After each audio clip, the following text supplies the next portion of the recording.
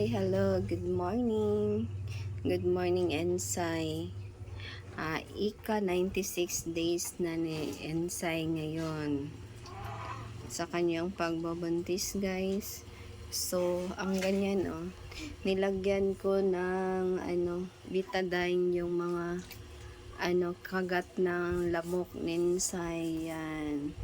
So, ang dito niya, parang naano sa kabilya, yan. So, nilagyan ko ng betadine. Betadine lang. So, try ko lang nalagyan ng betadine para hindi lumaki. Yan, ang aking alaga. Marami siyang kagat ng lamok. Yan. So, nilagyan ko naman to ng katul dito. Ng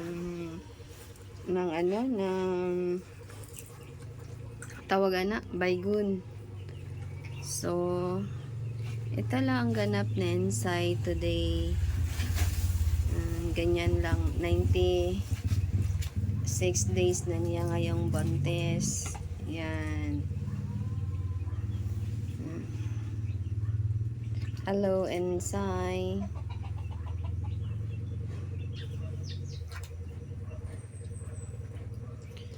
Yan. Ang kanyang didis, ganyan na guys. Ang kanyang didi. So, kagabi, hinahawakan ko ang kanyang tiyan habang siya ay natutulog. Marami ng pumipintig sa kanyang tiyan. Hindi man ako nalakihan sa kanyang tiyan, pero okay lang.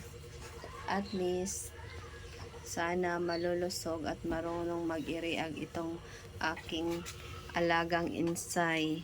First parity po niya ngayong darating na 24, 25, 26 na Ensay na. So, ika 96 days na niya ngayon na buntis. Yan. Pero ang ko lang, na-worry ako sa kanya dahil may nagsabi sa akin, ang ang puwerta daw ng aking inahin ay ganito lang. Ay maliit daw, tapos nakakurba. Yan, Yan. So, sabi sa akin, idadayet ko daw unti-unti ang aking alaga dahil natabaan po siya. So, okay. Pinadayet ko na lang kaunti.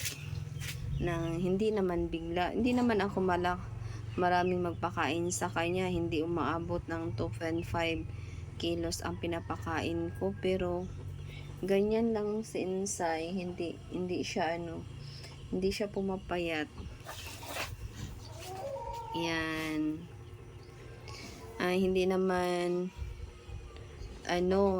Hindi naman pure feeds ang pinapakain ko at hindi naman umaabot ng ang karamihan 2.1 kilos lang, pero ang kuminsan hindi aabot dahil meron naman akong binibigay sa kanya ng mga dahon-dahon.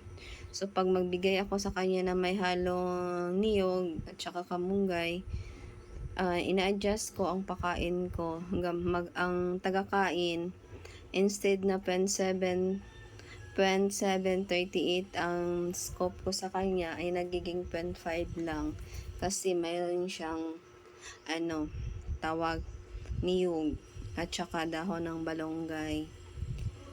So, hindi naman umaabot siguro ng 2.5, pero ganyan lang, hindi yun pumapayat si Ensay namin.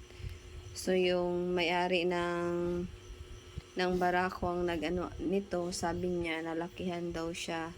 I-adjust ko pa daw ang pagpakain. Tapos, naging daw siya sa ari ng inahin dahil maliit daw. At saka naka-curve. So, yan. Parang parang nabahala ako ka Ensay. So, ganyan lang. I hope sana marunong si Ensay na mag-iri. Yan, ang kanyang kalagayan ngayon.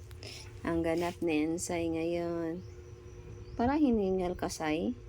Ha? Yan. Mayroon naman kang ano, ayan. Oh, malamig man. Hmm? Ah. Yan. Yan, ang ganap ni Ensay. Yan, hindi mapalagay. So, hanggang dito na lang guys. Thank you for watching. Always be kind always.